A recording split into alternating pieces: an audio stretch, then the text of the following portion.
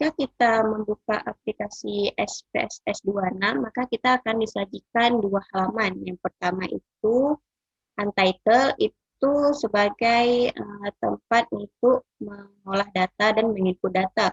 Kemudian ada Output sebagai tempat hasil dari olahan data yang telah kita input. Nah, kemudian kita pilih Untitled. Nah, di sini kita akan disajikan dua halaman, yaitu yang pertama ada data view sebagai tempat untuk menginput dan mengolah data. Kemudian ada variable view, itu sebagai tempat untuk mendeskripsikan variabel. Nah, kita mulai dengan mengisi variable view. Di sini ada beberapa icon. Nah, kita mulai dari icon name. Itu berfungsi untuk memberikan nama variabel. Dan di sini kita bisa menggunakan singkatan, tetapi tidak boleh menggunakan spasi sebagai pemisah kata. Jadi kita bisa menggunakan underscore untuk memisahkan satu kata dengan kata yang lainnya. Kita mulai dengan memberi data pertama nama, kemudian tinggi badan mahasiswa. Nah, di sini untuk memisahkan antara kata tinggi badan dengan mahasiswa, kita bisa menggunakan underscore. Kemudian berat badan mahasiswa,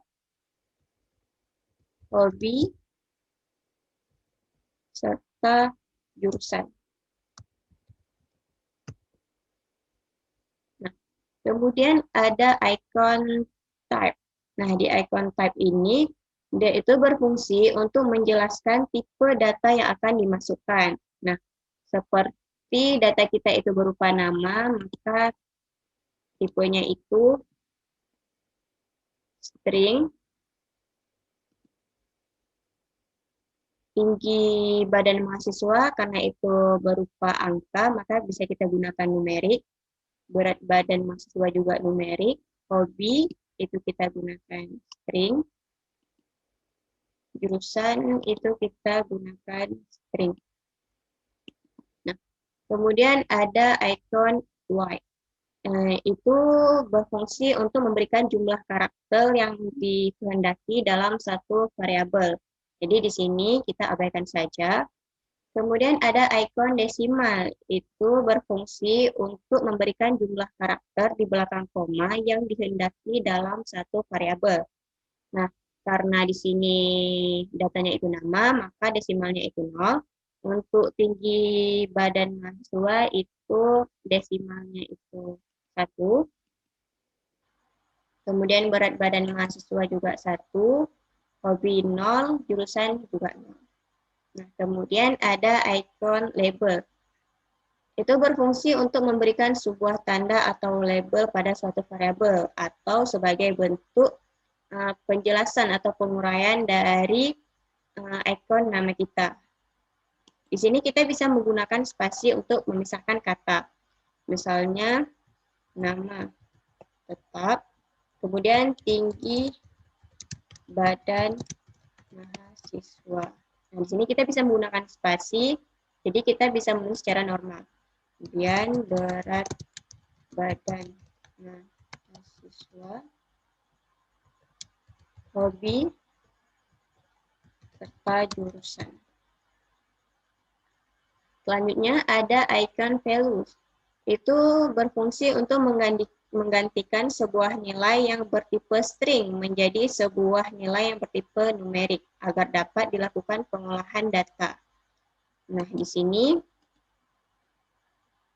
kita bisa menggantikan tipe string menjadi numerik. Untuk nama dia tetap, untuk tinggi badan mahasiswa itu tetap, berat badan mahasiswa juga tetap. Nah, untuk hobi, di sini kita akan menginput beberapa hobi. Nah, itu kita bisa beri label dengan angka. Misal,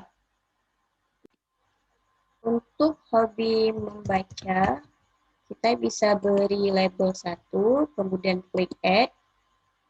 Lalu hobi memasak, kita bisa beri label 2. Dan hobi berenang, kita bisa beri label 3. Oke. Nah, kemudian begitu juga halnya dengan jurusan. Untuk jurusan kimia, kita bisa beri label 1, kemudian quick add.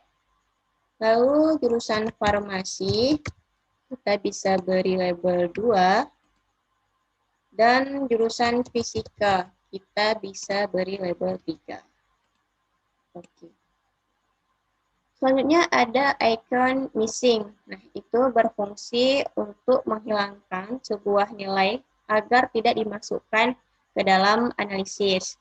Misalnya kita ingin mengeluarkan nilai-nilai yang berada di outlier. Jadi untuk olahan data kita ini kita abaikan saja. Kemudian ada icon columns. Nah, ini berfungsi untuk menentukan lebar kolom pada data view. Di sini kita juga abaikan saja. Kemudian ada icon align. Nah, ini berfungsi untuk menentukan data tulisan kita dari sebuah variabel. Yang tertera di sini itu sudah sesuai.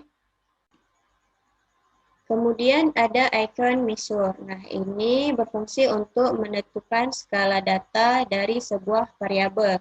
Nah, ini terbagi menjadi 3, yaitu ada nominal, itu hanya untuk membedakan. Kemudian ada ordinal, itu untuk membedakan sekaligus mengurutkan.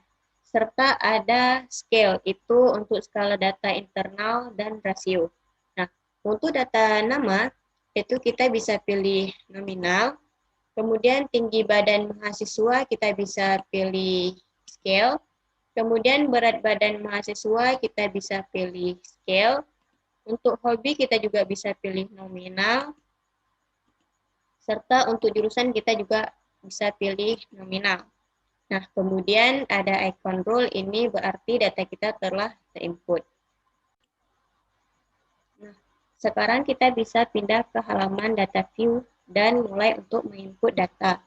Untuk nama, itu ada Rafa, Kanza, Sheila, Brian, dan William.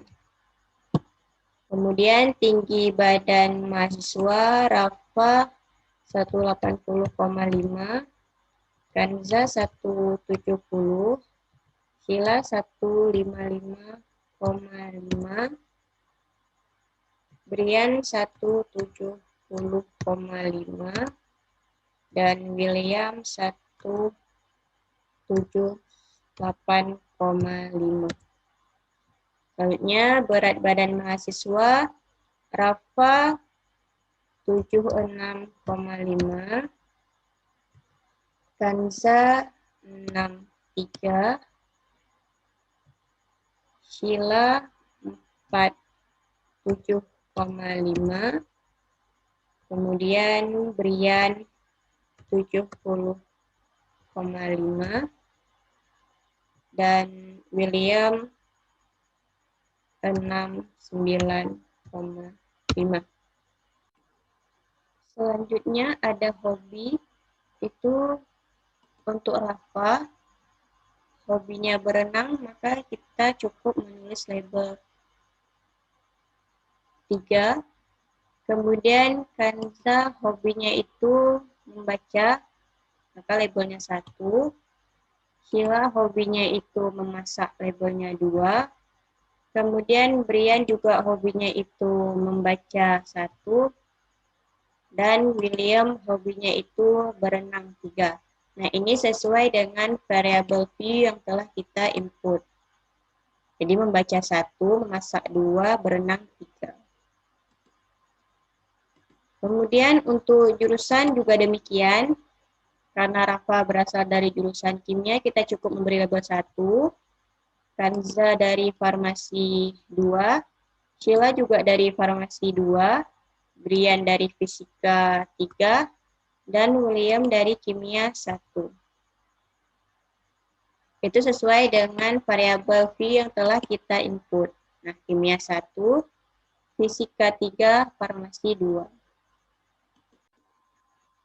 Oke, sekian dari tutorial penggunaan SPS 26 untuk mengolah data bagi pemula.